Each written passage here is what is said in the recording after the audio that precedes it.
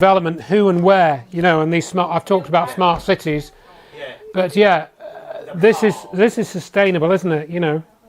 Well, the world they built, they didn't. That's right. That's right. They didn't organise water flow. You know about this, and this massive hotel. I mean, it's huge. It's enormous. Which is the hotel that's the stay on? I get it's got the Burj Khalifa. That's the Burj Al Arab. When they opened that, they had the open day function thing for it. The guy who designed That's it right. was British. Right. He turned around and said, "Bet you never thought you'd get a Christian cross on Arab soil." And they were like, "Excuse me, what were you about?" He goes, "Take a boat out offshore." Oh wow. And you sail out, and the back of the spine of the Burj Al Arab It's a cross. is a cross. Wow. And they went absolutely apoplectic, and they marched him to the airport. So when I was looking into this Dubai and what's going on in Dubai, because there's talk that Dubai was going to be a new, well, it is kind of a world centre of trade of sorts, and all the construction that's gone on there. And I found that they've got this SP Jain School of Global Management there in Dubai. I thought, well, what's that? You know, global management. What is global management? So, you know. And then talking about Agenda 21 in the smart cities, you saw what I just played. And somebody mentioned Logan's Run. One of the ladies here mentioned Logan's Run. And, yeah, Divergent, Hunger Games. You've probably seen the parallels, particularly with what's going on now. Of course, I'm not going to talk, you've probably all heard of these, the Georgia Guidestones.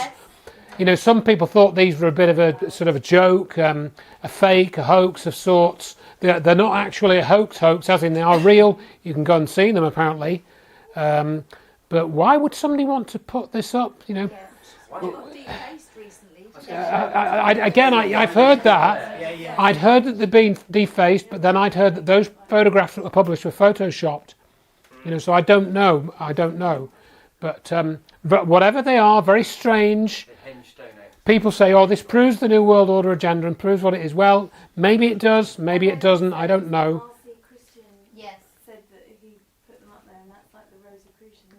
That's it. Ralsei Christian, I'd forgotten that one, yeah. So, all a bit mysterious. Is it to do with what's going on now? Maybe, I don't know. But I'm just bringing it up because some people have mentioned it. Yeah, that's what it said. Yeah. Sinister. And then we've had these empty cities. Some people have said that they've been building these cities and these camps. There was talk that they've been building a new prison not far from here. Somewhere near Northampton. Oh, and it's right next to a crematorium. I don't believe that story. I don't believe that that's a FEMA camp. I think it is a new prison. And I'm not sure about these FEMA camp stories. I think they might be another scare story that people like Alex Jones have been circulating for years.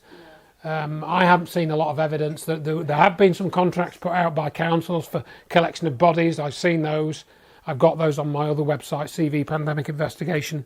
I've got some links to those. These advertisements, on television, not that I watch television. Right. All these advertisements now for direct cremation. Yeah, pure cremation. I've seen those. Yeah. Very sinister. Very sinister. Is that we'll come round your house and burn you? Yeah.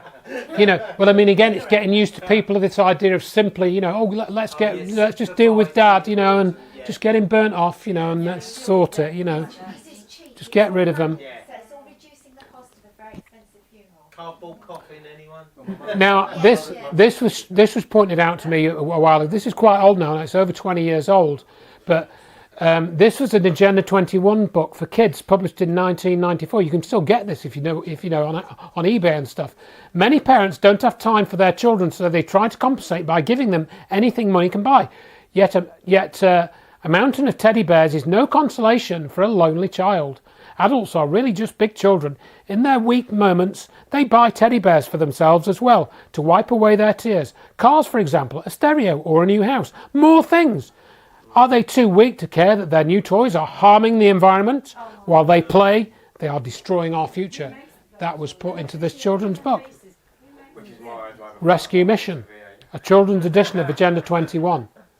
So I don't think it really worked, but this is a sort of mentality behind some of this, and psychology behind it. And what's actually in the curriculum now for children is all UN stuff. That's right. That's right. That's right. But as we know, this is just a bit of a break from things. London, the Prime Minister met officials from the Department of the Environment. A bit of a break from depressing things. So remember, television is bad for the eyes. Genius, this. The solar cortex and trias which explain beside the potted farms. This is what people do. It's what they're doing right now with the jabs. Over a new public address system, replacing one which relayed both music and the cryptography to other receptors.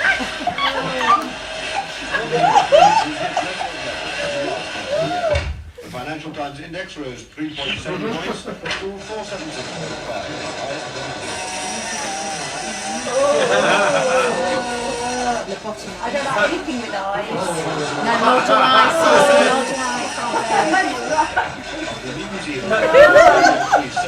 A current station was marking the first birthday of the BBC's Southampton-based radio solar. You know it's bad for your eyes. Ah, that's better. Yes, dear. There's an entire TV studio waiting around for you to do next link. Good old Monty Python, and it was through Monty Python that I first learned about Freemasons. I didn't know what Freemasons were until I listened to John Cleese doing the abattoir sketch when I was about 10 years old. So they were great. And Life of Brian, I mean, you watch Life of Brian, it's that whole thing about being individual, that sketch with Brian and telling them to think for themselves. And the whole thing with the scene, I'm digressing because of Python, but all of that. But there's another scene in Life of Brian where they're in the square and Eric Idle's saying, I want to be a woman, I want to have babies. And John Cleese is saying, you can't have babies. Where's a fetus going to gestate? You're going to keep it in a box, you know. And that was in 1978. But look what's going on now, you know. I had to contact DWP a few weeks back, and they said something like, are you pregnant? I've got to ask you this question. Are you pregnant? They asked me. They said, the DWP, Department of Work and Pensions. Oh, are you pregnant? They asked her. They had to ask me that question. They didn't want. The guy said to me, we didn't want to put this on our questionnaire. We didn't want to ask it, but I've got to ask you it. You should have said with twins. Yeah, I shouldn't I? But anyway, so Python was switched on, and with another of the people that were switched on, in my opinion, you know. So this is all the Hegelian dialectic, and that's what's playing out now, where what you do is you get that you want the agenda, for example, is a centralisation of power. So you, for example, would come up with these are just examples, of course, and of course David Icke talked about this, as most of you probably heard of all this. I just wanted to make you aware if you hadn't heard of it. You know, this is what's going on with the climate. So the climate change thing is it's man-made global warming. You know, we need the environmental measures. You know, and then the synthesis to that is removal of freedom, transfer of power from the many to the few. You know, through the NGOs and all of that. You know, so that's all of this. I'm not going to read all of that out. So it's David Icke condensed all of this Hegelian dialectic. You know, I've heard him say this many times: problem, reaction, solution. And a shorter version in marketing, which I came across while I was putting this together, was hurt and rescue. When you're trying to sell something to somebody, you say, oh, you've got this problem, you know, this is going to hurt you. It may not be hurting the person at that point, but there's, look, this is going to hurt you, so you need to do this. You need to buy this thing. You need to invest in double glazing, or you need to, you know, fix your roof with this new roofing technology before it falls apart, when your roof's perfectly fine, you know, or whatever it is, you know.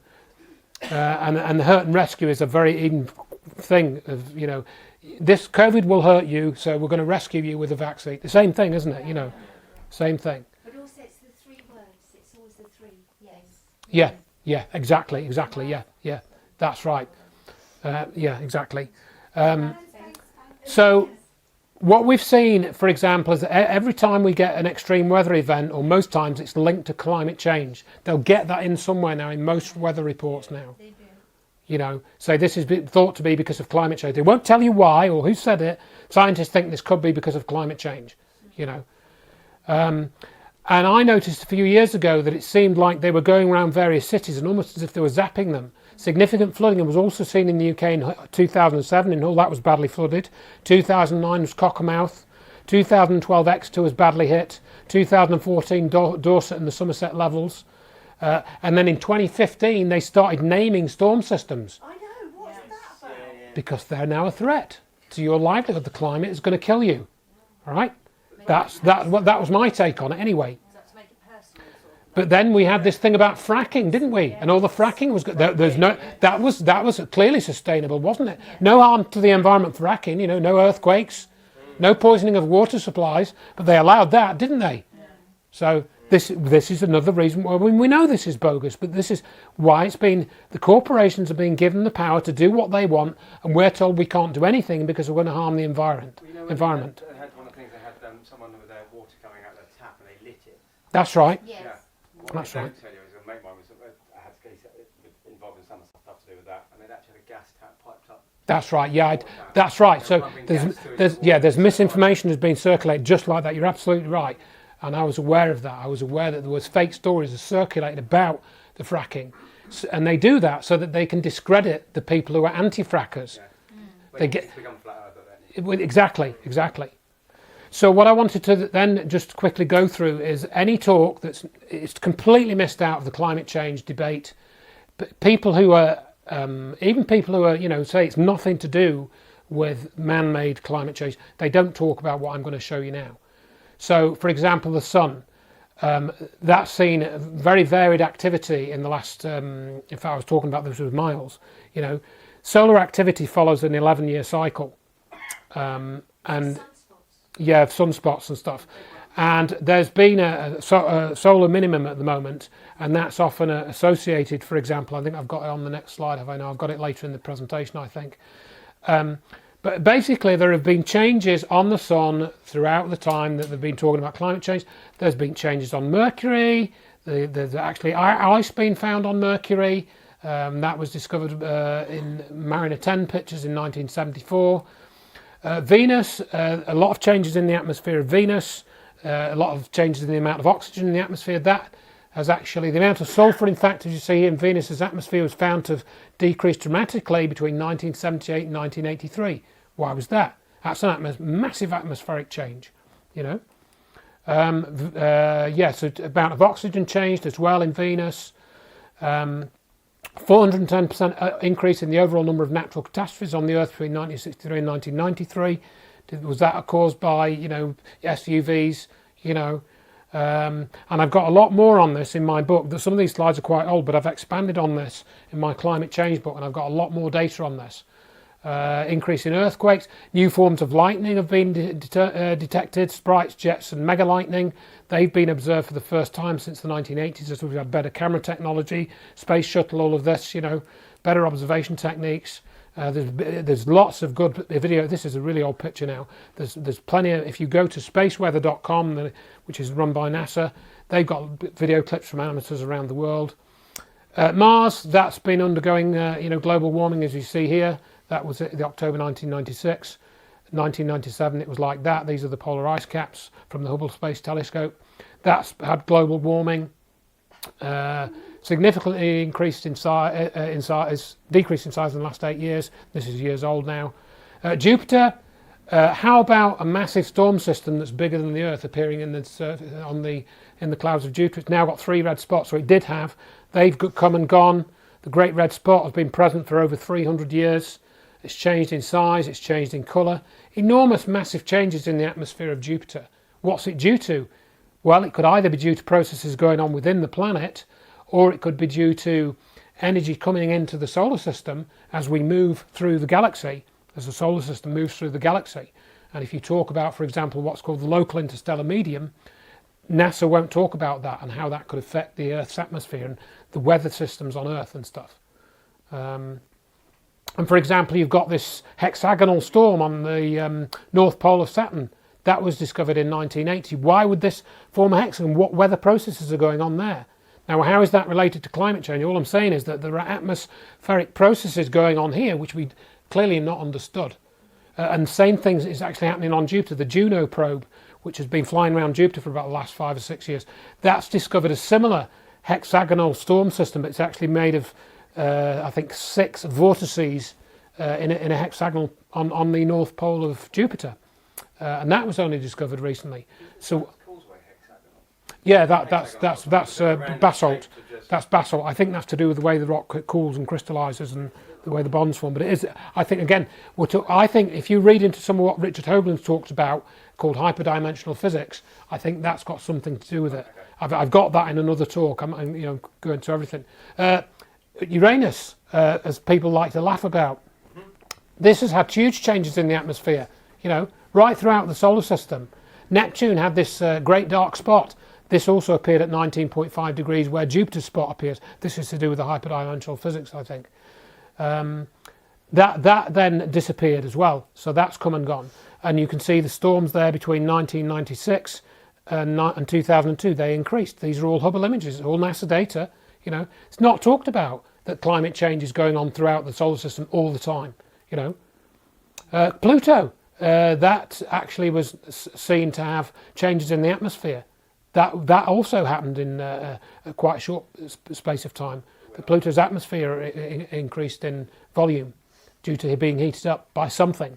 I think it's about 4 billion miles away. Pluto's, so this is again local interstellar medium. If you look into this, with the Earth, this impinges on the Earth. What effect does it have on the atmosphere? If you look at the studies of cosmic ray activity and how that changes the amount of clouds in the atmosphere, if you get more clouds, then you get more heat reflected in space. It cools the Earth. It's got nothing to do with whether we drive SUVs.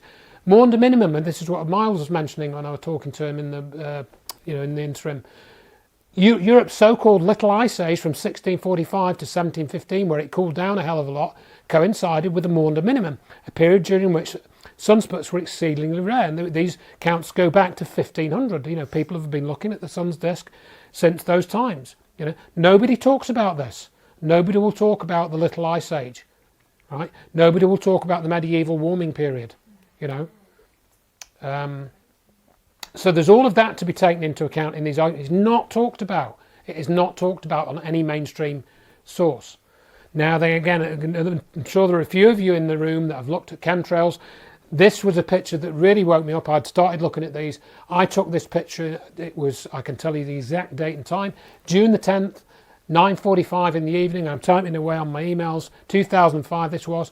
I'm looking out of my window, looking west over the city of Derby, and that's the scene that I saw. That's not that. I've got a full picture of that as well. So I'm not going to go through all these slides because I've got tons and tons of them, but I know what contrails are supposed to be. They're supposed to be water vapour formed when you burn kerosene, which is a hydrocarbon, and then you get carbon dioxide, the so-called greenhouse gas. Sulfur dioxide in small quantities, that's what is also a greenhouse gas as well. No, hardly anybody talks about sulfur dioxide. They used to talk about it in relation to acid rain, which is what it used to cause, or it probably still does cause, but that was more from the industrial chimneys and stuff. And you also get carbon monoxide. So that's what you get when you burn jet fuel, kerosene. And so all those substances are clear, right? So when you burn jet fuel, you should only see something which is clear. But the big thing about these trails is that you can see, for example, here, this video, and I still haven't solved what this mystery is. I don't think it's toxic chemicals being sprayed, but this is a typical example of a time lapse. This is from Scott Stevens, who's an Idaho weatherman. I stole this video from his website years ago, well over 10 years ago. And I'll just play that again so you can see it. If you look, you can see you've got an X staying there, and then you've got a plane going across with a trail, and that's what the contrail is supposed to do. It's supposed to disappear after, I don't know, 30 seconds, a minute or something. That's staying for several minutes. They did a whole lot of Cornwall, so metal ones. I don't know what's in these trails. Various claims have been made. People who say, oh, chemtrails are just contrails. Just forget about it. This was from Europe. You can't. This was from a bomber's raid over Europe in 1943. You can't compare this. It's totally different engine technology. You can't compare this to the modern day. It's different fuel. Different sort of engines, different environment. Let's see. But I've got people were sending these for years. I've got thousands of these pictures from all over the world. That's from 2004. This is from 2003. This was one I took. Now this is interesting to me because I took this picture because of this sundog here, the orangey, goldy coloured thing. That's called a sundog. I never even noticed these trails. I was blind to this when I took this picture. I just saw this that was unusual. I didn't see all of that. I think, what the hell's all this going on hanging around, you know? And this was a big one when I was in touch with quite a lot of people all over the UK to trails, and you can see them on the satellite pictures. So what the hell is causing this? You know, I don't think this is toxic spraying, by the way. This is never talked about. The trailing is never talked about in relation to climate change. But Andrew, again, might be imagination, but when every day we see it now, and you can have a reasonable blue sky. Correct. And then you get those, and then within half an hour it's clouds there. Correct. So clearly there's something that's creating it. Correct. Yeah. Correct. And I'm going to come on to what I think is going on. They did it in Dubai recently. They put drones up. Yeah, to come on. cloud Yes. Calm down. to do rain. I mean, you know, this has been going on for years. In fact, National Geographic did a programme with Rosalind Peterson, who's who used to work for the Department of Agriculture in the US in California, and they were going to send up a plane to take a sample of a trail and then test it in a lab, and it never happened in the end. This was about 2008 they did this, and I followed this at the time, but I'm not going to talk about this. So this is the picture I took. I took two pictures. This is my gutter here, look, and 9 trails, 9 intersecting trails. How is this possible?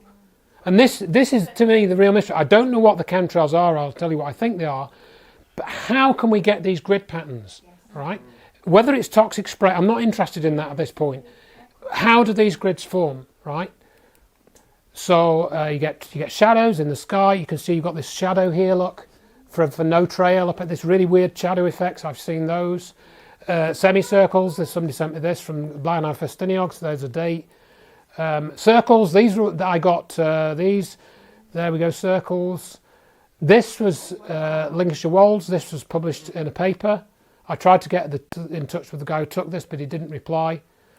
That was also the same date, I think. Was this 16th? Yeah, it was. So I got these circles in the same date. There was Louth in Lincolnshire, Kidderminster.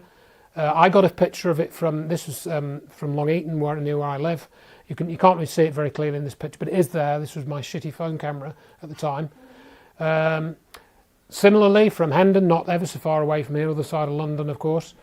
Somebody sent that, I think, to Richard D. Hall, and they sent that to me. What's all this trailing here?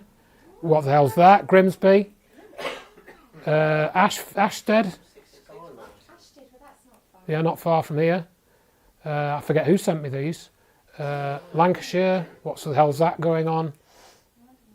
Wow. That was, yeah, France. So this was in the Daily Mail. What the hell is this? This is satellite. That's somewhere going across. I think that's across the Irish Sea. I should have a reference to that. I've got the reference for that in my book, I think, because I've used that picture in my book. Now listen to this.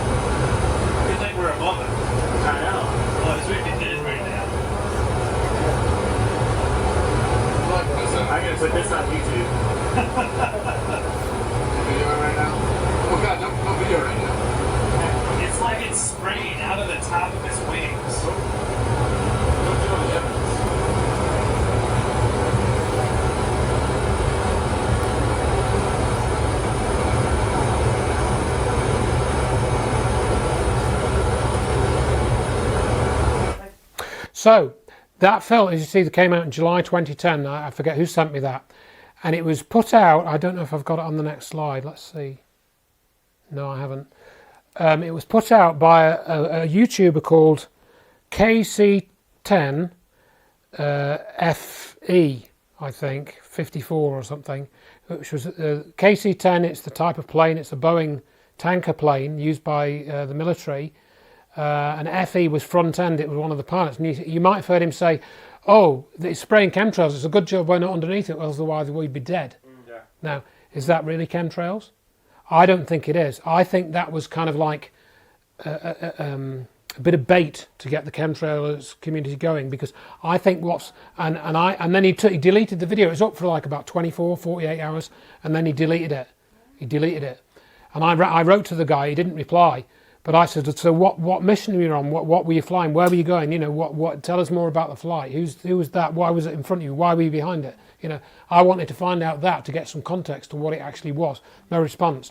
But I think what is going on is this plane is going up and just entering a boundary layer of different humidity in the atmosphere, and that's why we're seeing the trail appearing and disappearing. I don't think it's stuff being switched on and off. Now, he alludes to that being what's happening, but I think he was playing a trick on people. He was baiting people with that. I don't think that's what was going on. I can't remember the name of the American that does so much about this and showed something similar to that. There's a guy called Dane Wigington. I don't know if it's him. Clifford Carnicom. Yeah, I don't know what he's doing these days, but yeah, he's talked about this. This video is also interesting, but for a slightly different reason. This is a prop plane. So this does look like real spraying has taken place. It's only a minute long, this. I think this was filmed in the UK, I think.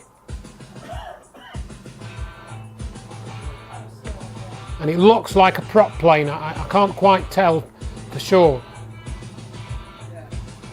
But it looks like one.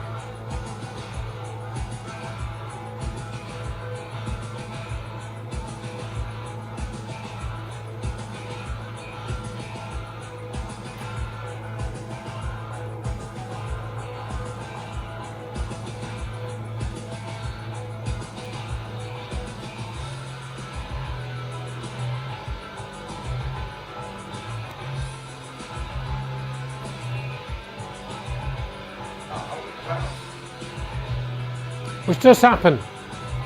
It's called a disk trail.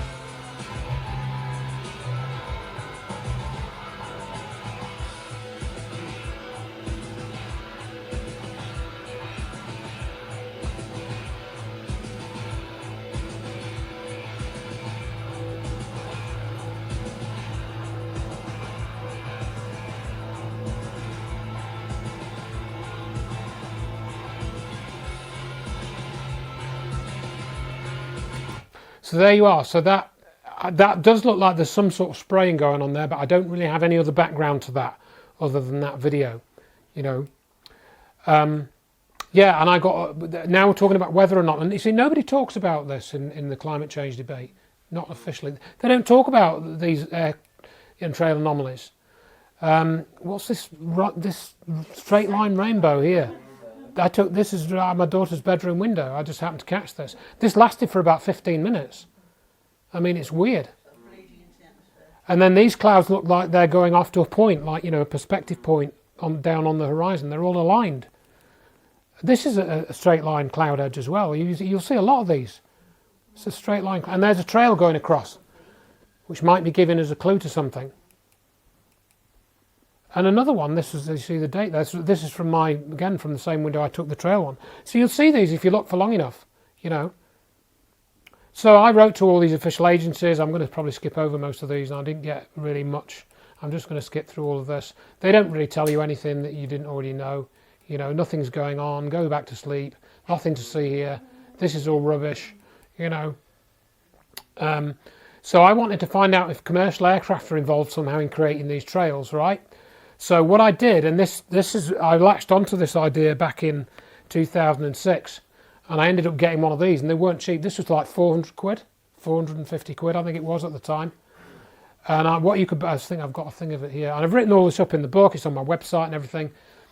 And what you're able to do is you're able to identify aircraft you plug it into your laptop, and it will basically give you a readout of the aircraft that's flying over your house. Now, as you know, on your phone, you can download the Plane Finder app, you know, and then you can switch that on and look up in the sky, and you can see what plane's flying over your head and identify the flight number and stuff in most cases. And this allows you to do that. But if you've got the app, all you can do is look up, see the plane. Oh yeah, it's that plane. You can't count it. You can't do any counting. I wanted to count these things, right? I'll come on to that in a minute. But anyway, got one of these, plugged it into my laptop, identified planes, took some pictures. I was able to identify that there was an EasyJet flight, flew over my house, 5th of March 2010, 1632. There's the flight number, there's the registration number, there's the route that came up on the laptop. There's the aircraft type, ground speed, blah, blah, blah, blah, right? And that was a long, massive trail, right, from one EasyJet aircraft, and you can see the orange engines. I took that with my Canon SX20, 20 times optical zoom camera. Oh, push. And then same one with that, not particularly clear, but at least you can identify it as an EasyJet plane from the livery. Same with that one. And that was a massive long trail, and that was a very short trail. I got a video of that and everything. And I identified which flights were, and that's my gutter again. And then there you are. And that's the sort of display you get on the laptop. It identified all of that, you know, blah, blah, blah, blah. And so I wrote to EasyJet and I said, why has this plane got a long trail and why has that one got a short trail? You know, same plane, same engine, same height, both UK domestic flights. Why is one leaving a big long trail and the other one's a short trail? I'm sorry, sir, we cannot answer your operational query. That's what they said. That was the response there. So I'm skipping through this very quickly. So, go up another notch. In 2012, 13, I was reading a forum. This is my Raspberry Pi, one of the greatest inventions of all time. I'm just kidding, but what you're able to do with this is I was able to turn this into an aircraft tracker, or rather, not so much that, but I was able to use what was already out there, something called, oh God, what was it called?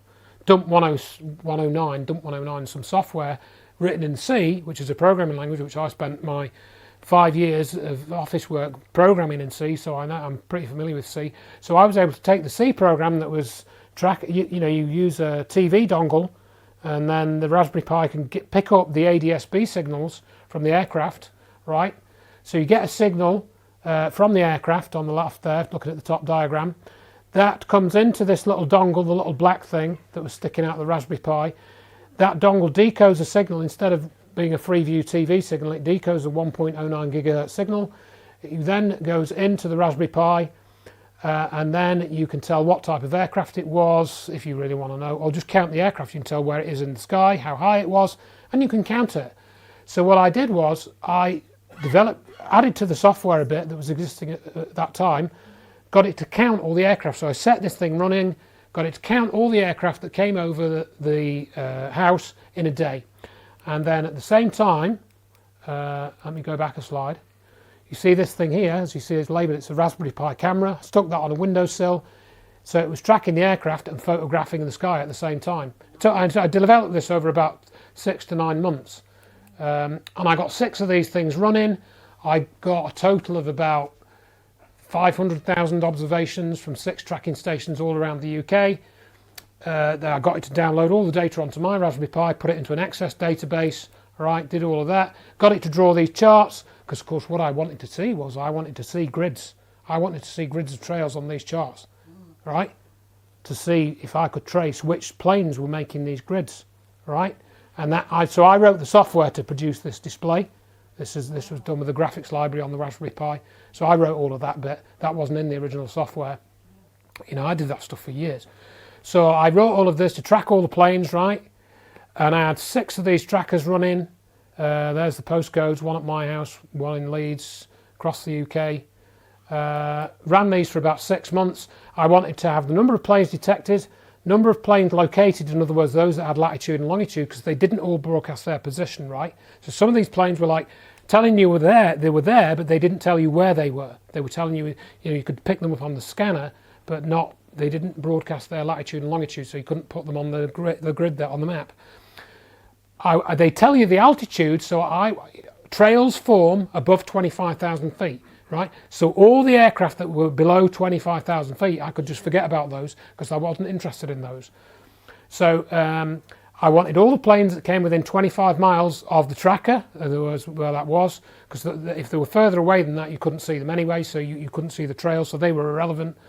And then what I did was, let's see,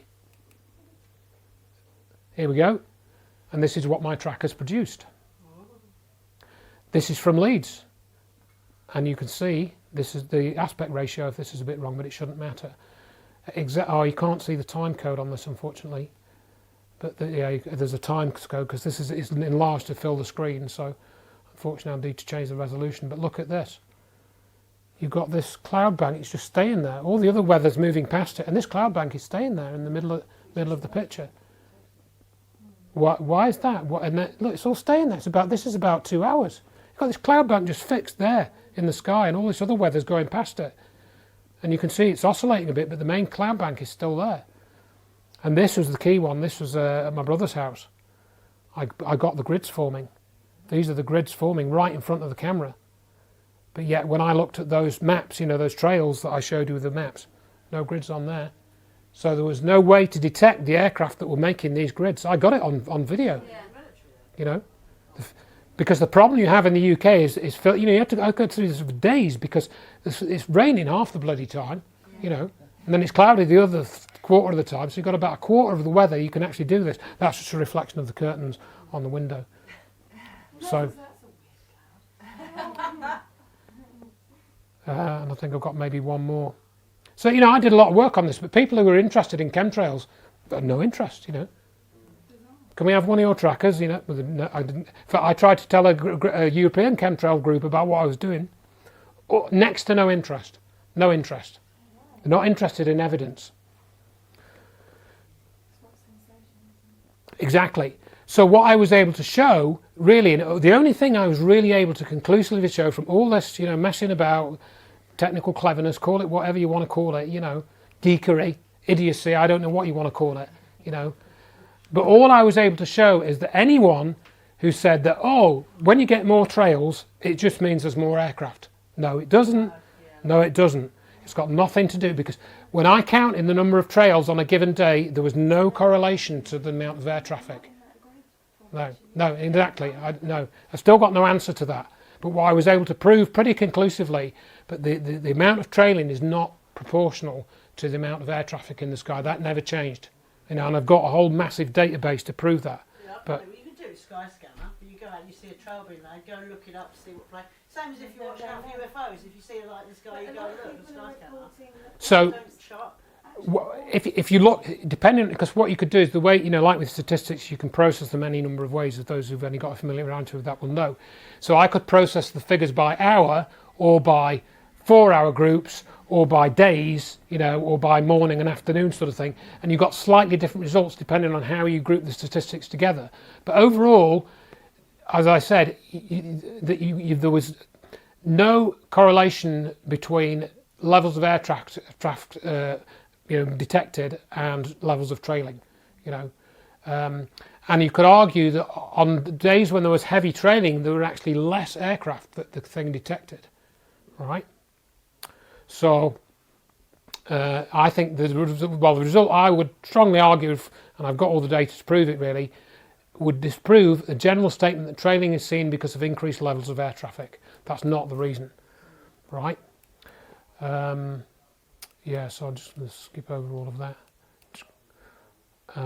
Yeah, and there's loads more you could do with this as well. It could be, people could, you know, add to what I've done. They've got better cameras now. You know, the camera I've got now has got an 83 times zoom. You know, and you get better pictures of the aircraft and stuff.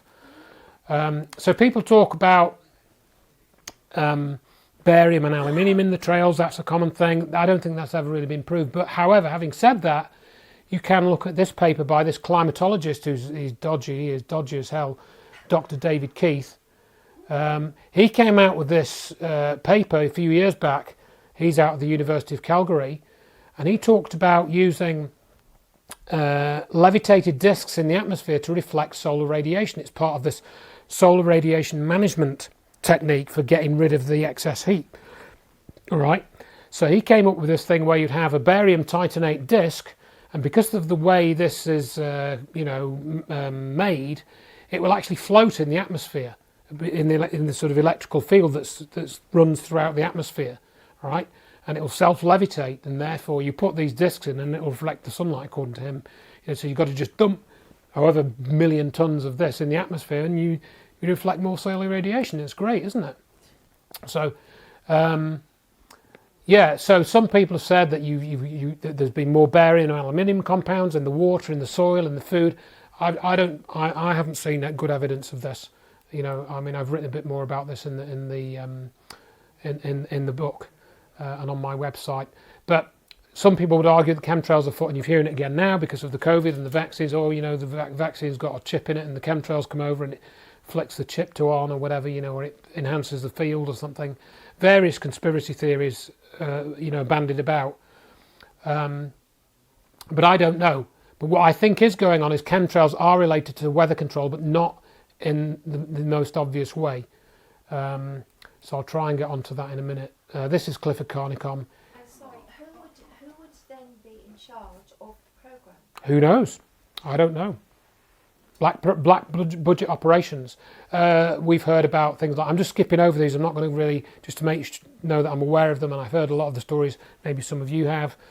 Chemtrails and Morgellons fibres, let's talk of these. I talk about this with Miles as well. People like Kristen Megan, I've got her video on my channel. Kristen Megan, AC Griffiths. They didn't give any genuine information that we didn't already know. I don't think these are genuine whistleblowers. They didn't tell me anything I didn't already know when they came out with it. You know, this Kristen Megan, I think, was some biochemist in the Air Force or something. She didn't provide any new information. You know, things like this was saying, oh, this is a spray pod in a plane. You know, this was put out by this Ted Tweetmeyer guy on the Rents website. It's not.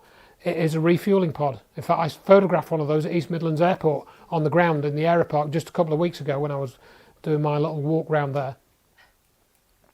Oh look, it's a chemtrail. Look, there's a spray in the tanks there. Look. No, it's not.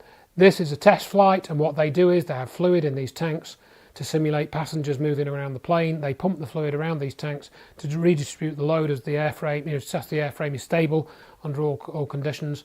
Yet this has been circulated as proof of chemtrail toxic spraying. You know, that's the kind of conspiracy type proof that some people work with. It's not proof. You know, it might be suggestive of something, but you need other corroborating evidence, and this disproves it. Yet people are still pointing that out. This is a completely different one. This was from somebody's blog. I think he was a Boeing worker, and he was invited onto a test flight of the X777 or something, and this was their test flight. So you see the front is all normal passenger seats, and here's the tanks again. These are regular people on there. You know, they don't even have much of a security clearance. You know.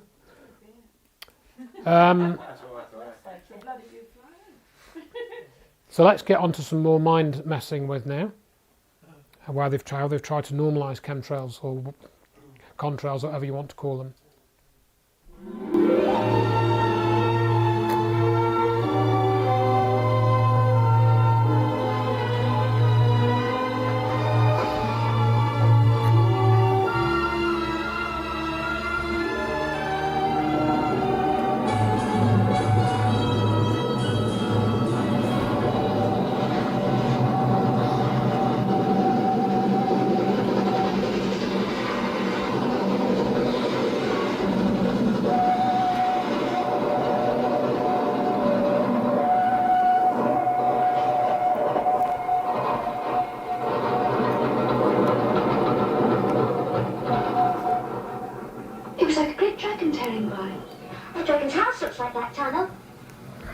We'd ever get so near to a train as this. It's better than toy engines, isn't it?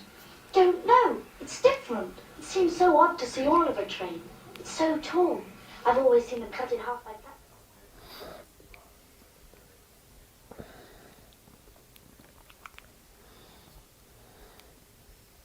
And as you'll see, it's not all they video composited either.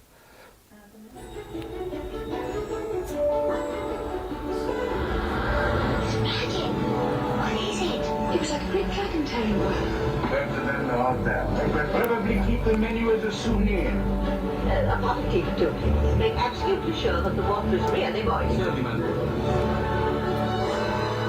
The moment I meet an attractive woman, I have to start pretending I've no desire to make love to her. What makes you think you have to conceal it? How do they learn these things, huh? Will you quit stalling? We're gonna miss the train.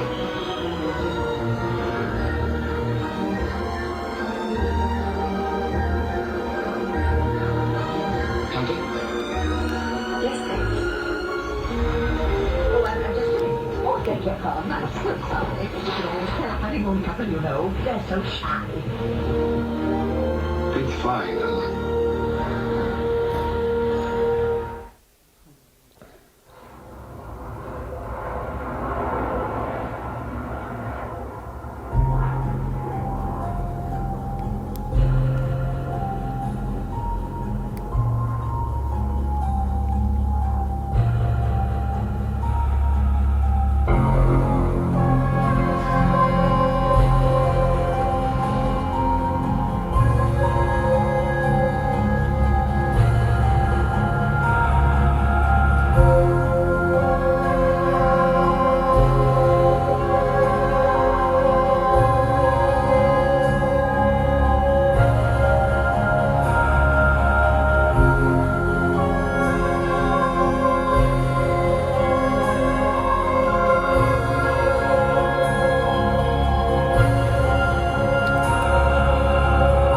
So there you are. I think that's pretty clear evidence of what they've tried to do to people's brains. And in fact, it goes further than that, because a chap that I knew back then, so this is like over 10 years ago now, I did all of this. He found which company made that Virgin Trains commercial, and he wrote to them. And they admitted they deliberately put the trail, it wasn't accidental, they deliberately put it in to modernise the scenario, And this, you can read it, it said, where does it say? So as you can see, the chemtrails were used as a tool, although subtle, to address the above. So they admitted it. They did it deliberately. And they used the word chemtrail. Yeah, Yeah. they did in response. I mean, yeah, yeah. So and then this is a few years old now, even, but they did use this intro for 2 or 3 years at least. I think some of the players are still current. Find the shot without a trail in it.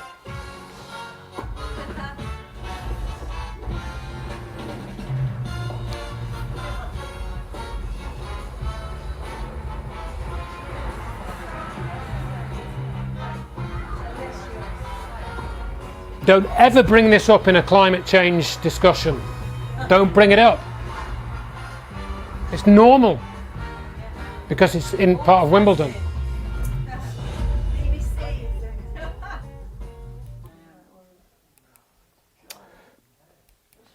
So they've been modifying the weather for years, folks, in case you hadn't realised.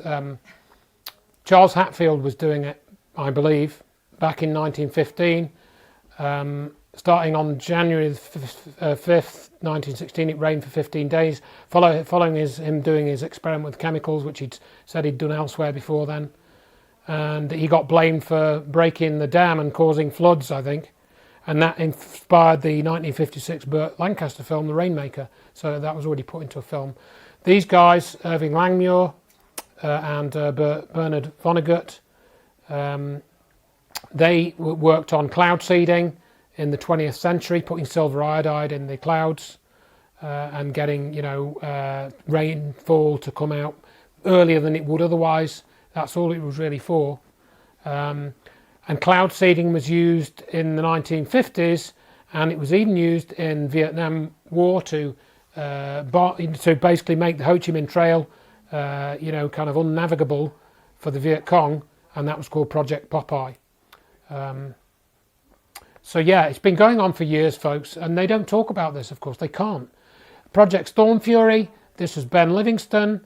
This was carried out, they carried out cloud seeding with hurricanes covertly between 1962 and 1983. He said that it worked, and they were able to reduce the wind speed from hurricanes and thereby prevent damage caused by them, because they got the wind speeds, according to him, below 100 miles an hour, and they didn't get damage to property or as much damage when it got below 80 miles an hour, and their program was stopped.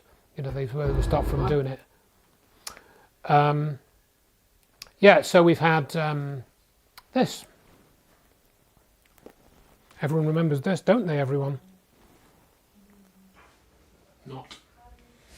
And as we extend the rule of law on Earth, so must we also extend it to man's new domain, outer space. All of us salute the brave cosmonauts of the Soviet Union. The new horizons of outer space must not be riven by the old bitter concepts of imperialism and sovereign claims. The cold reaches of the universe must not become the new arena of an even colder war. To this end, we shall urge proposals extending the United Nations Charter to the limits of man's exploration in the universe, reserving outer space for peaceful use, prohibiting weapons of mass destruction in space or on celestial bodies, and opening the mysteries and benefits of space to every nation. We shall propose further cooperative efforts between all the nations in weather prediction and eventually in weather control. We shall propose finally 1961. a global systems of communication satellites linking the whole world in telegraph and telephone and radio and television. The day need not be far away when such a system will televise the proceedings of this body to every corner of the world for the benefit of peace. So, Kennedy talks about weather control in 1961. I was blown away when I heard that. This bill talked about proposing a ban on space-based weapons, HR 2977. The initial draft of this bill did mention chemtrails, whatever you think of them. Then it was taken out of the second draft, so I think if you go and look at that in the record now, you won't find the original, or it's much harder to find. That again, 2005, Weather Modification Research and Development Policy Authorization Bill was signed. So they were doing, that was authorised in 2005, I believe. It is the purpose of this Act to develop and implement a comprehensive and coordinated national weather modification policy and a national cooperative federal and state programme of weather modification and research development. You don't hear about that much. Yeah. But this is Stanford University's ideal scenario. The geoengineering option, a last resort against global warming. So you've got your giant reflectors in orbit, right? No problem with that. Chemicals to save ozone in the atmosphere, you've got to get them in there. Cloud seeding to sort your rain out, yep, no problem. You've got your genetically engineered crops in the ground. You've got your greening of the desert, that's probably okay. You've got your iron fertilisation of the sea, pump liquid CO2 to deep sea, and you've got aerosols in the stratosphere. That's your modern world according to Stanford University. Isn't that great? Think of that all connecting with. Just think they're going to be looking after us so well. We're in these smart cities. We've got all that going on. We're going to feel so loved, aren't we? Aren't we? The world's slow progress in cutting carbon emissions. Blah blah blah blah effing blah. Stanford have been doing research and using psychology to get people to say their jams. Have been loads of 8 levels. Yeah. So I went to a couple of these meetings at the Royal Society. I went to one in 2009, and and Piers Corbyn was there. I met him there actually, back in. I met him a couple of times since actually, and I met him at the Royal Society meeting. He was really giving him a hard time on this climate change stuff. It was really entertaining to listen to actually, and I did get on the mic on the 2009 one, and there's a record of what I said, and I warned them about what Eisenhower said. Eisenhower said in 1961 that we were going to be held hostage to a scientific technological elite. Yes, he talked about the military-industrial complex. That's the one bit that everybody knows, or more people know. Less people know about these reference to the scientific technological elite, running everything. Cloud anomalies such as these are called hole punch clouds. If you look at the literature, allegedly they're caused by a jet, flying up through a cloud layer, and then you get this formation from a vortex or something. I don't believe that. There's another one. People don't talk about weather anomalies that much. More people talk about chemtrails than they talk about weather anomalies.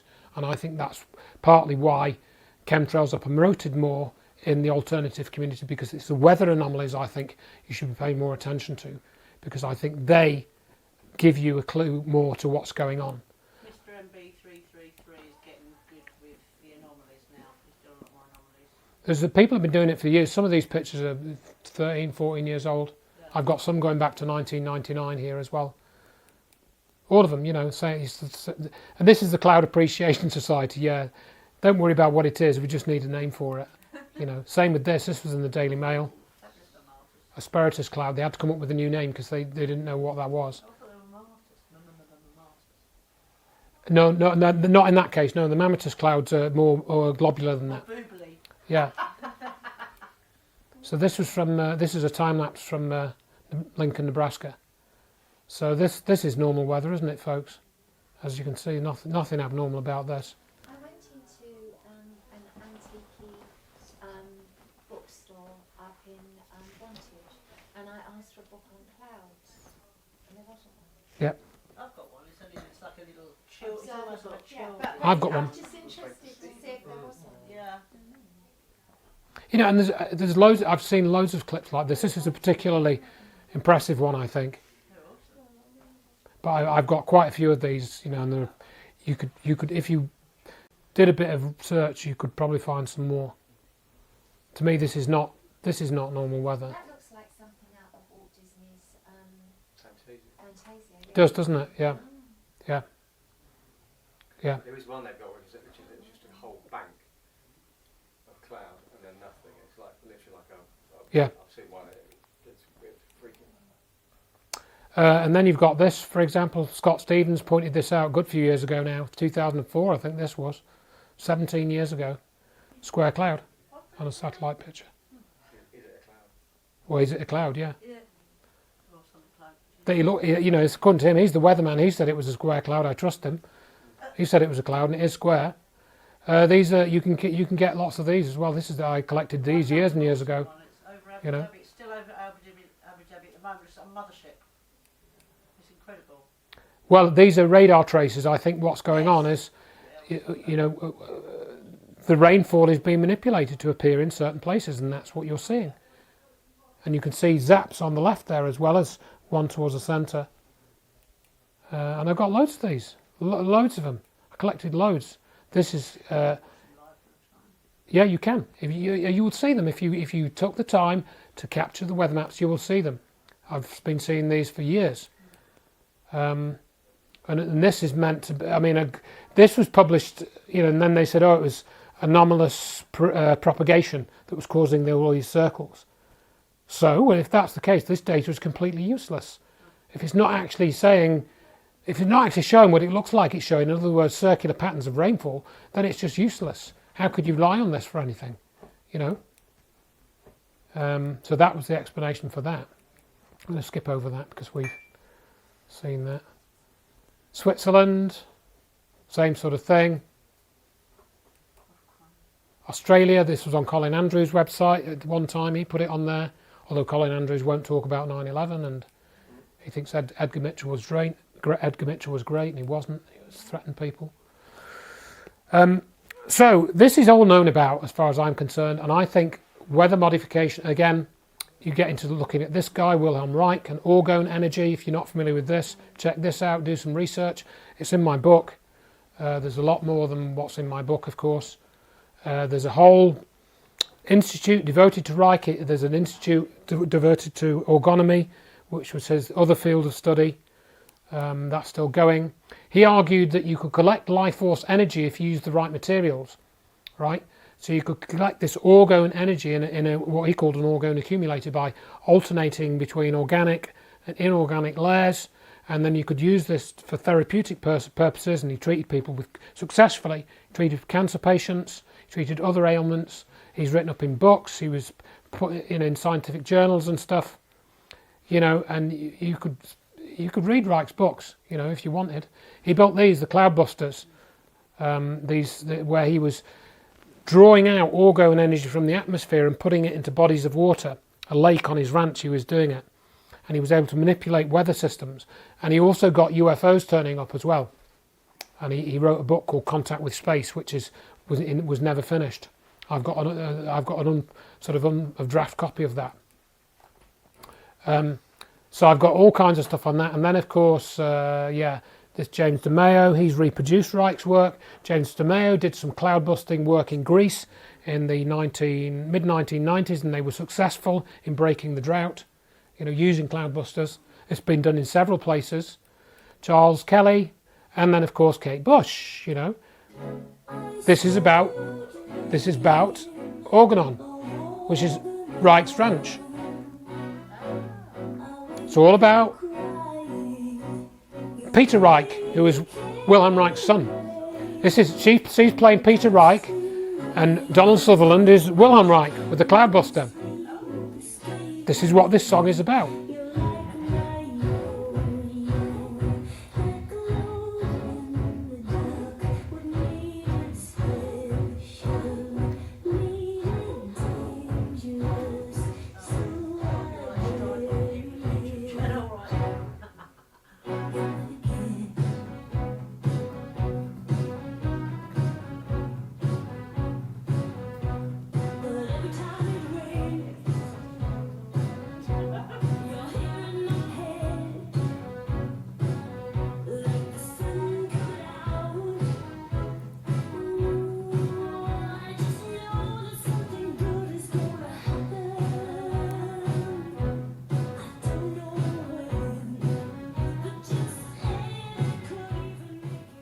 So yeah, you can read Peter Reich's book, which was the inspiration for that song, and so this is all in the record.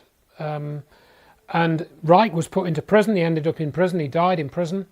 And he was because he got in trouble with his orgone accumulators for not using them without a license or something across a state boundary, and he ended up dead in prison, and that was the end of Reich. People talk about HAARP. HAARP is a real facility. They've been using it to put billions of watts into the atmosphere to modify the ionosphere. It does appear to have modified the weather. I don't believe all the claims that that are given for it, that it's used to start earthquakes and things. I don't think it has enough power to do that. But I don't know. I don't know. They have turned on recently, and Canada had loads of issues, and it was within weeks of them turning the... But we've got one in Wales. Yes, there is. There's a smaller one in Wales. I forget what they call it. And there's also one in Europe as well, the ice cap facility, as well as one. So I think there are about at least 10 of these HAARP facilities around the world. There's two. There's one at Poker Flats as well as the one at Kokona, Alaska. The Poker Flats one they had to shut down. And there's one they've just within the last 6 months. Yeah, they've shut it down and restarted it again several times, and it passed. Yeah. So Begich, if you've ever come across this guy, don't trust this guy. I won't go into why, but it's in my book if you want to find out. Chembusters, people have built these. This is about, some people were talking about using Faraday cages and things for stopping radiation. Another easier way might be to use orgonite pieces, which I use. I think it does have an effect. I'm not saying I've measured it, but it's something that's much easier to use than a Faraday cage. Anyway, just get it off eBay if you want. It's just pieces of quartz crystal, copper, and bits of organic material together. And you can get it quite cheaply, and you get a little orgonite pyramid, put it on top of your computer, base station or whatever, or your router. I've done that at home, and I don't know. I've not been able to actually measure the effect, but I think it does have an effect. You need to discharge them after. Right. So here's another example. This was Hurricane Ophelia. This was a weather trace from 2005, and this is the storm system. So what's actually going on here? What are these lines? These lines are rain. These are rain showers. This storm is being manipulated, folks. And this is the one that nobody will talk about. Now, I'm sure there are a lot of people who watch UK Column.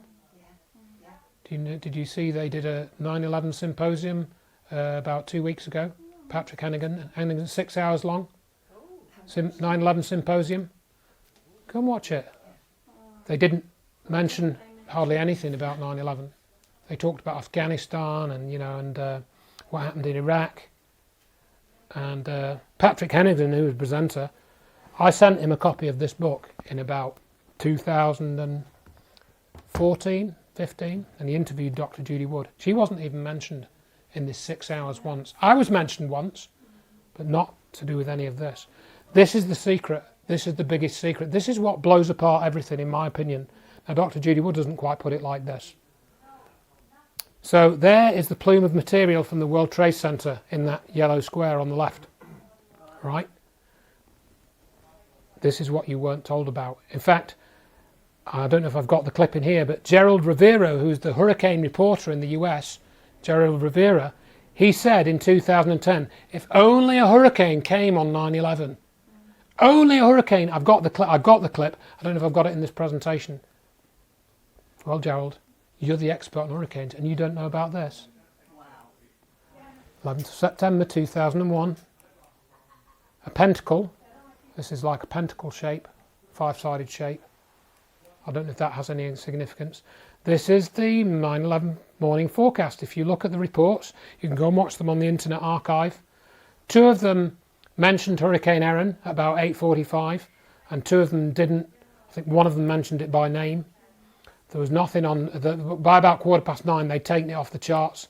They argued that there was this cold front sweeping through, and that was therefore going to sweep the hurricane away, which is what happened. That is what happened, but it's not as simple as that. There was a video from ISS where they didn't even mention it. Frank Colbert, I think his name was. Frank Colbert's son. Yeah, I've got the clip, but I'm not going to play it. He saw it from the. Well, he didn't identify it from the International Space Station. So what did it do? Here's Erin. It was given a name on the 1st of September, right, as a tropical storm Erin. Went up to Bermuda, and it was a Category 3 storm by the time it hit Bermuda, I think. Did a bit of damage there. Maybe a Category 1, I can't remember. You can look it up. It's on the various archive news reports. And then CNN said, yep, Hurricane Erin, yeah, it's going out to sea. Don't worry about it. Forget about it. And it was going out to sea, and you do see. It went in a straight line for 4 days, right? And this is Dr. Wood made this slide years ago. That's the size of the storm. It got to that point in the path, and the storm expanded to its greatest size, and whole storm system went to its slowest speed throughout the events of 9/11. Throughout the events of 9/11, it went up to a chalk line. It was closest to New York City, 8 o'clock in the morning. On 9/11, September the 12th, makes a right-hand turn, off it goes. Right? Now, there's two chances there, folks. Either that's a coincidence or it's not a coincidence, right? If you read this book or look on the website, not only will you find out about Hurricane, and you'll find out a whole lot more actually, but you'll find out, for example, that the barometric pressure at New York City, as measured by several weather stations there, was constant for 16 hours. As was the temperature, as was the humidity, as was the wind speed. Remember those beautiful blue skies? And that was off the coast. Geoengineering Watch. This guy talks about chemtrails a lot, right? That's the man I was referring to. Yeah. With the whole 9/11 issue from bottom to top, This is Dane. There's really nothing that supports the official story, and everything supports the conclusions that your group, and again, how could you have a stronger group than that? 2,200 people, and there's a lot of disinformation that we talked about. How about 2,201 people, Dane? Straws, and they grab it. I've seen information, the laser beams from space, and all this sort of laser beams from space, according to Dane. That's what's in that book. The actual facts. We see that in climate engineering, when you have people trying sorts of fringe things into the subject to cloud the issue, the disinformation. But in this case, when you have 2,200 plus architects and engineers signing their credibility, how could you have any more weight than that? And so I hope people that have heard lots of other peripheral that have confused them look at 9/11 A&E. That's the nuts and bolts facts that really cannot be argued with in any way, shape, or form. So on this, Richard, I know that some of these other theories that appear to have been thrown out there for this clouding issue, right? But they're not really making much progress with that. I mean, I think you guys have really gained a lion's share of credibility and attention. Well, I think so, and that's because we're looking at it scientifically. Regarding Judy Wood and her theory of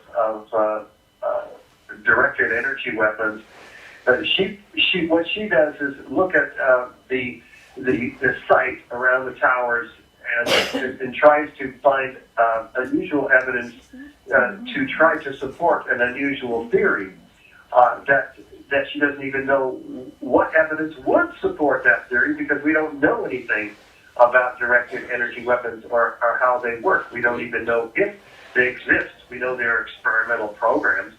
But in the process, what Judy Wood does is deny the scientific forensic evidence that we do have for nanothermite, which we haven't even discussed yet on this call. But it's small red chips of high-tech nano by an international team of scientists led by Niels Harris in Copenhagen, which nanothermite should not be found in the World Trade Center dust, and there's tons of it.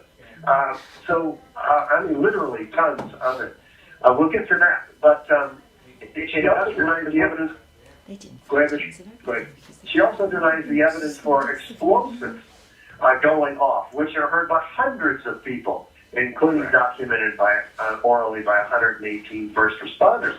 And she denies the evidence for hot, molten temperatures exceeding 2,800 degrees.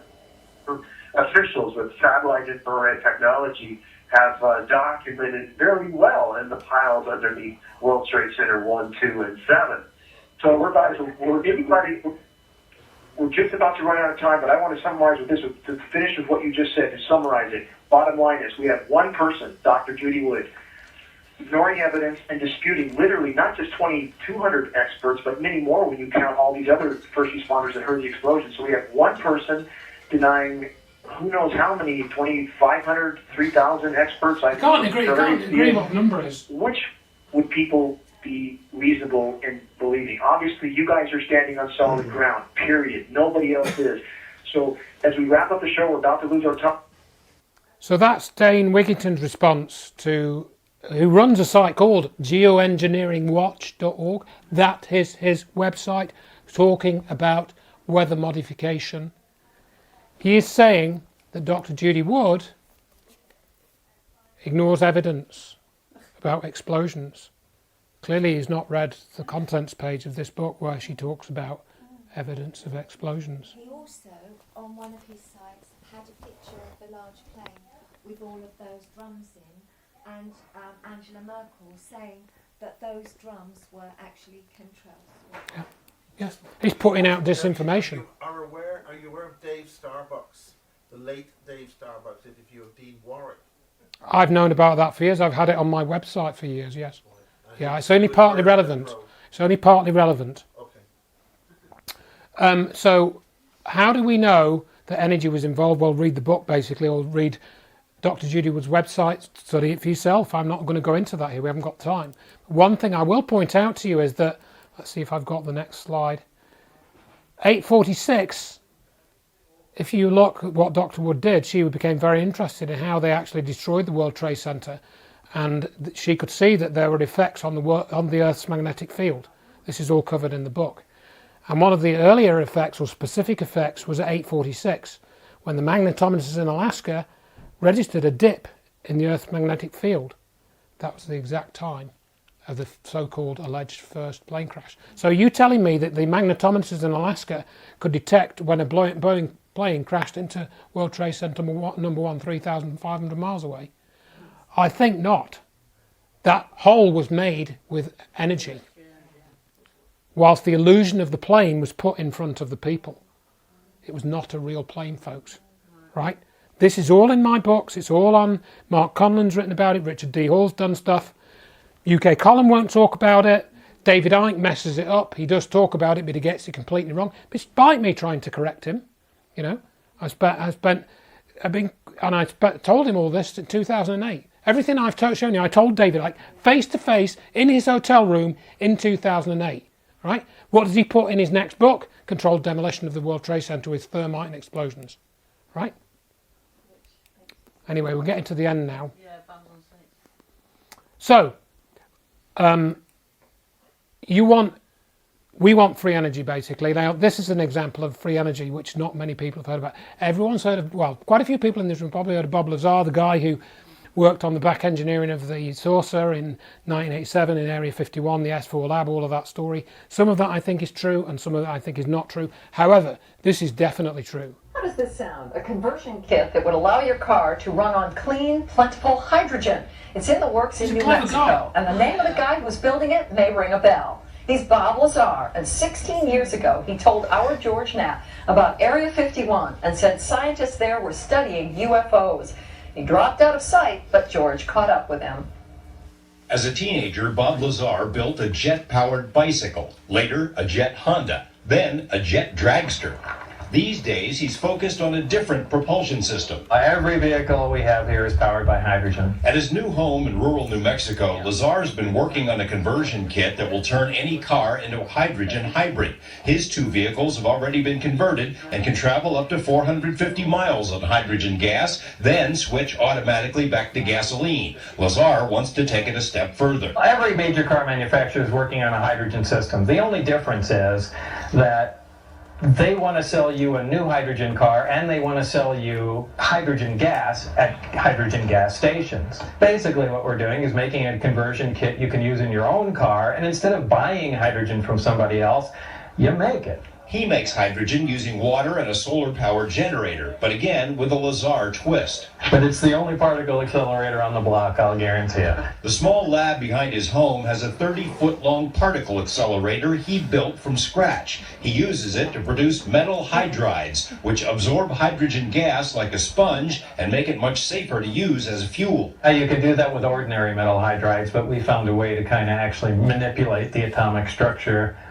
to change things, and it worked out fantastically. Almost sounds like you're a real scientist.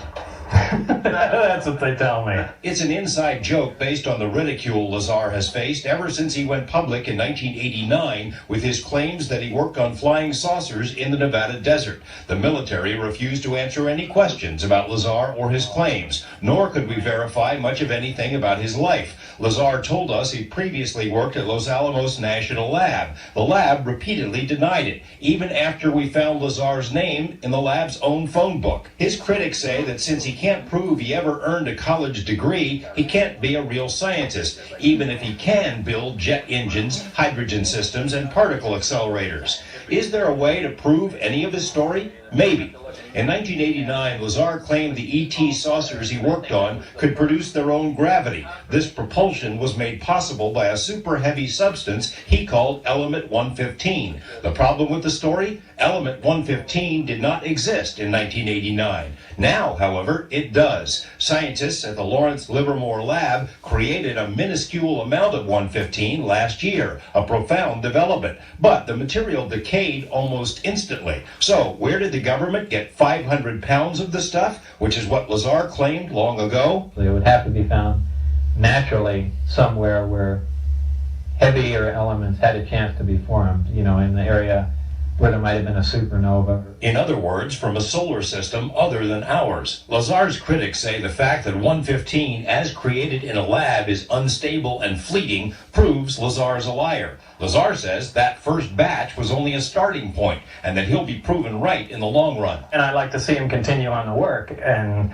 produce different isotopes of 115, because they're going to come up with a whole handful of different varieties of it, and they're going to come up with one stable isotope, and that's what we're interested in. By no means does he dwell on being proven right. He and his wife have left the UFO crowd far behind and could care less, they say. Lazar stands by his original story, but I certainly can't say I would do it again. I would probably keep my mouth shut this time. You ever get a twinge about the program and the stuff that you worked on and the stuff you saw? Oh, sure. Sure. I mean, who wouldn't like to go back and see what they're doing now and things of that sort. But on the other hand, I'd rather be here. George Knapp, Channel 8 Eyewitness News. All right, so you found a way to store a lot more hydrogen in hydrate. The equivalent of a full tank of gas. You want to fill up your car. How much hydrate do you need? So basically, it's getting late now, so I'm going to sort of just about finish soon. But the point of that clip is that Lazar had invented a system for storing hydrogen safely, not in these like pressurized tanks. He developed a material that can absorb the hydrogen. So he says in that other video I started to play, but we haven't really got time, that you could shoot one of those white bottles that you saw and it wouldn't explode because the hydrogen is stored deep within the hydride material. But he can't sell it because it employs a weapons grade material, and they blocked him from selling it. So that system is not for sale. He can't sell it, even though it works. And it's just one example of things like, you know, the free energy cover. I've done a whole presentation on that. It's called Infinite Energy But Not for the Masses. And I mentioned some that I met Catherine Austin Fitz. I did that presentation at the conference that I met her at. So certain elements of Tesla's work, as you know, have been covered up. Dr. T. Henry Moray, he built a free energy device in the 1920s. Stanley Mayer's water fuel cell. Cold fusion is a big part of this, and cold fusion actually comes into what happened on 9/11. You can find out about that in the book. And Stephen E. Jones, who worked for Los Alamos National Laboratories, he invited me into the Scholars for 9/11 Truth group, right? When I was getting a sniff of Dr. Judy Wood's research, right? And Jones worked on cold fusion as well, right? He was one of the main 9/11 researchers in 2005. He came onto the scene just after the NIST reports came out, right? So this is all about energy, and this is the way out. Free energy is the way out, the end of the New World Order, right? But instead you've got this. You know, this is a few years old now, this book, you know. So my friend did this for me. I'm not, you know, I'm not the cartoonist here, so yeah. But so yeah, you've had all this from the war on terror. We're getting the same sort of thing now with the COVID, all these new laws, regulations, you know. Shut up, don't talk, muzzle up, be safe, shut your face, don't think, don't do anything, don't go out of your house. Just sit and watch the TV and consume, right? Yeah, so we've got a world of abundance or a world of scarcity is what's at stake now. Yes. And I wrote an article with that title in 2008, right? So that's 13 years ago. That's in my first book. It's on my website. So global warming, climate phenomenon is one on the left. Weather is being controlled and manipulated. Planets are all changing.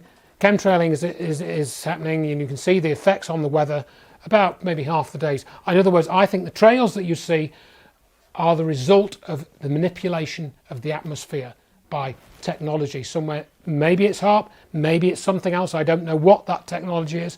I suspect it's in space, but I can't prove that. So there is space-borne technology, I would argue, that is being used to manipulate the weather, right?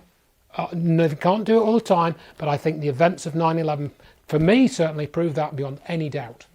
Right? You can't just do that to hurricanes without some advanced technology. You can't steer them and make them turn up on a chalk line at 8 o'clock in the morning just before this massive thing that destroys these two buildings. You can't do it. So, and then you get into things like consciousness, mind before matter, and you learn, for example, that 9/11 was an occult ritual. And you look at all the satanic, I've already mentioned it once tonight with the UN and stuff, and you get into all the satanic inversion that's happening with COVID. And it's all to do with the manipulation of human consciousness. And they operate on this idea of mind before matter, and this is something that Rick Clay did a very good presentation on. So, you know, this is what it's about: manipulation of energy, consciousness, fear. You know, that's what all of this is. You know, just done in different ways. You know, and most aspects of life. But just, you know, I hope now, from having gone through this, I know I've raced through a lot. I know you might be going, and like, you know, but I hope I've given you something more to think about and shown you some of the bigger picture. You know, and that's what I've tried to put in my books. Like the archaeology in the solar system is in one of my books. You know, we're part of a massive cosmic picture that goes, you know, it's massive, it's enormous, but you can find evidence of this just about anywhere you care to look. You know. So anyway, there's my websites, checktheevidence.com. You can look at obviously Richard's website, Rich Planet, drjudywood.com. all the 9/11 stuff's on there.